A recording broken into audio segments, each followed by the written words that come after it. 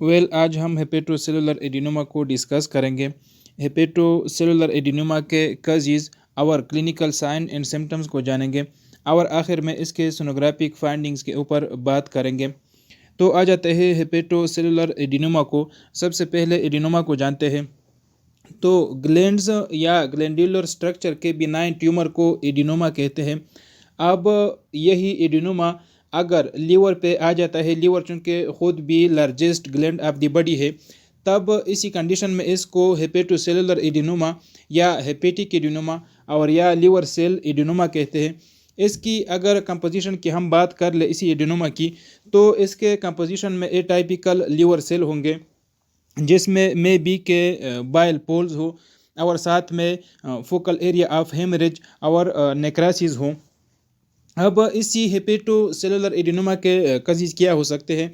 تو سب سے پہلے اور موسٹ کامن یہ اورل کنٹراسیپٹیو پیلز کی وجہ سے ہوتا ہے، یعنی وہ میڈیسن جو فیملی پلاننگ کے لیے استعمال ہوتے ہیں، اس لیے اس کی اکرنس کی چانسز ینگ فیمیل میں زیادہ ہوتی ہے۔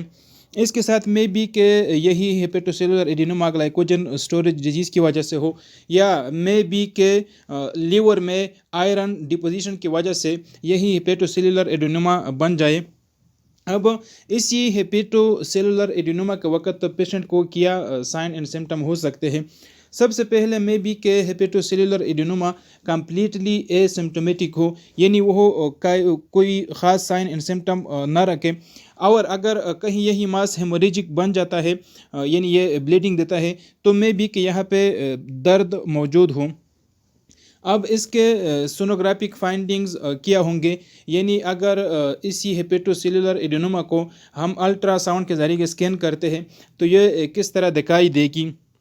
Number 1، hepatocellular adenoma mostly hypoechoic دکھائی دے گی، یعنی اس کی ایکوجنیسٹی نہ زیادہ ہائی پر ہوگی اور نہ زیادہ ان ایکوئک ہوگی۔ نمبر 2، اگر ہیپیٹو سیلولر ایڈینوما میں کہیں پہ فوکل ایریا آف ہیمریج یا نیکراسس آ جاتا ہے، جیسے کہ ہم نے پہلے اس کے کمپوننٹس یا کمپوزیشن میں ڈسکس کیا، تو یہاں اسی کنڈیشن میں اس کی ایکوجنیسٹی ہیٹیروجینیس ہوگی۔ ہیٹیروجینیس اسی طرح کہ میں بھی کہ اس کے کچھ حصہ جو ہے وہ ہائپر ایکوجینک دکھائی دے اور پھر کچھ حصہ ہائپو ایکوئک دکھائی دے۔ نمبر 3، اگر اسی ہیپیٹو سیلولر ایڈینوما کی سائز جو ہے وہ چھوٹا ہو، تب اس کی ایکوجنیسٹی ہوموجینیس ہوگی، یعنی سارے کا سارا ایک جیسا دکھائی دے گا اور ساتھ میں اس کا جو شیپ ہے وہ اسموتھ ہوگا۔ نمبر 4، اگر اسی ہیپیٹو سیلولر ایڈینوما کے کانٹینٹس میں کہیں پہ لیپڈز آ جاتا ہے، فیٹس آ جاتا ہے، جیسے کہ پہلے ہم نے بتا دیا کہ اس کے کمپوزیشن میں بائل پول ہوں گے، ساتھ میں فوکل ایریا آف ہیمریج ہوگا اور ساتھ میں نیکراسس بھی ہو سکتا ہے۔ اگر اسی کے ساتھ اس کے کانٹینٹس میں لیپڈ بھی آ جاتی ہے، تب اسی کنڈیشن میں یہی ہیپیٹو سیلولر ایڈینوما ہائپر ایکوئک دکھائی دے گی، اگرچہ اس کی ایکوجنیسٹی ہیمنجیوما کے نسبت کم ہوگی، مگر پھر بھی ریلیٹیولی ہائپر ایکوجینک دکھائی دے گی۔